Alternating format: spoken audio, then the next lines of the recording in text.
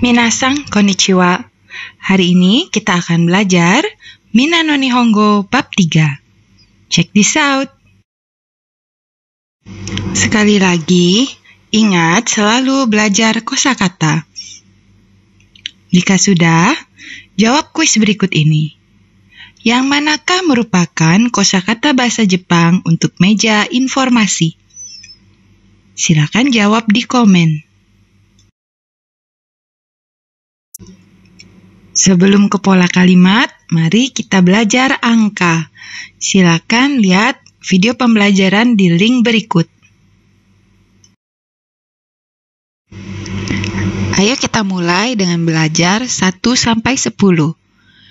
Yang di lajur kiri adalah angka 1 sampai 10.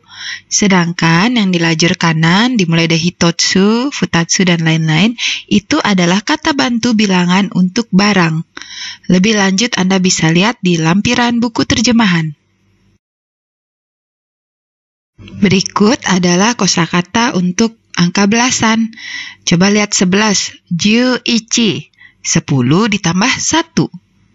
Atau kita lihat 15, jugo, 10 ditambah 5. Kita ke angka puluhan. Coba lihat, niju. 10-nya ada 2, jadi niju.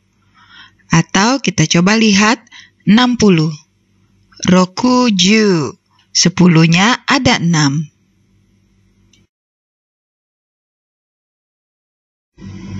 Oke, kalau yang ini adalah angka-angka di atas 99. Kita lihat dari hyaku, kan 100 ya. Kemudian nihyaku, 200, 100-annya ada 2. Coba terutama Anda lihat yang dicetak tebal ya. Kita lihat yang dicetak tebal ada sanbyaku, ropyaku, hapyaku. Kemudian di seribuan ada sanzeng, haseng. Kenapa dia dicetak tebal? Karena perubahan katanya berbeda dengan yang lain. Di sini kita belajar dari seng 1000, ichimang 10.000. Nah, di atas 10.000, logika pada bahasa Jepang beda dengan bahasa Indonesia. Di bahasa Indonesia, misalnya kita bilang 100.000. Itu kan berarti seribuannya ada 100 ya, 100.000. Tapi kalau misalnya di sini, 100.000 berapa 10 ribuannya? Makanya 100.000 itu bahasa Jepangnya jumang, 10 ribuannya ada 10. Dan 1 juta itu bahasa Jepangnya hyakumang, 10 ribuannya ada 100. Ayo kita kerjakan latihan 1. Tuliskan angka berikut ke dalam bahasa Jepang. Contoh angka sekian. Itu dalam bahasa Jepangnya adalah nimang yongseng sambyaku eng. Eng itu yen ya artinya ya. Oke, silakan Anda jawab 1A, 1B, dan 1C. Kita akan belajar pada materi 1 mengenai koko soko asoko untuk menunjukkan tempat. Koko, tempat pembicara berada. Soko, tempat lawan bicara. Asoko, tempat yang jauh dari keduanya. Ada juga versi yang lebih sopan, yaitu kochira, sochira, dan achira. Tapi ada juga loh tambahan catatan. Jika pembicara menganggap dia dan lawan bicara berada di tempat yang sama, dipakai koko. Soko dipakai untuk menunjuk tempat yang agak jauh. Dan asoko untuk menunjuk tempat yang jauh. Perhatikan gambar 1, apa yang digunakan ketika menunjuk tempat pembicara, tempat lawan bicara, dan tempat yang jauh dari keduanya.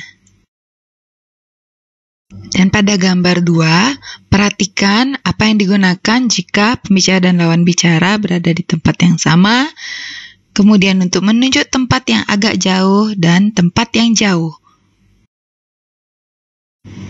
Contoh kalimat, Koko wa kaigishitsu desu. Di sini adalah ruang rapat. Silakan kerjakan latihan 2. Pola kalimat kedua, KB1 wa KB2 tempat des. Ini digunakan untuk menjelaskan posisi dari benda, orang, atau tempat. Contohnya, kutsu wa ikkai desu. Silakan pada latihan 3 Anda buat kalimat seperti contoh tersebut dengan mengacu pada toko serba ada. Lihat slide selanjutnya. Untuk mengerjakan latihan 3, baca depato, toko serba ada yang ada di buku terjemahan bab 3, dan kata bantu bilangan di bagian akhir buku terjemahan. Oke, bagian 3, doko atau dochira. Keduanya adalah kata tanya untuk tempat, namun dochira yang lebih sopan ya. Dochira juga bisa digunakan untuk menanyakan arah. Silakan baca contoh kalimat dan kerjakan latihan 4.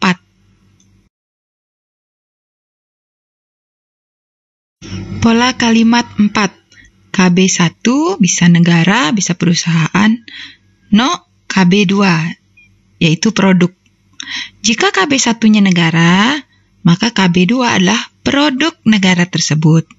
Jika KB1 perusahaan, KB2 adalah produk perusahaan tersebut.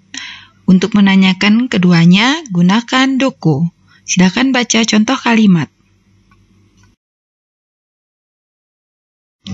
Perhatikan kalimat berikut. Kore wa Singapore no kabang desu. Ini adalah tas buatan Singapura. Silakan kerjakan latihan 5. Perhatikan daftar kosoado sebagai kata penunjuk. Ingat bahwa kalau kono, sono, ano, dan dono itu harus digandeng, ditempel langsung dengan kata benda. Pada materi 6 kita akan belajar tentang awalan atau prefiks o. Ini digunakan pada kata yang berhubungan dengan lawan bicara atau orang yang dibicarakan untuk menyatakan rasa hormat. Kalau mau tahu lebih jelas, silakan Anda browsing tentang Bikago. Ini tidak sembarang kata ya, ada beberapa kata tertentu, contohnya okuni. Okuni wa dochira desu ka? Perhatikan beberapa contoh kata yang bisa diberi prefiks penghormatan o. Okashi, omizu, okusuri, dan lain-lain.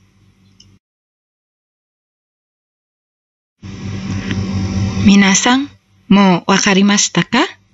Shitsumon ga arimasu ka?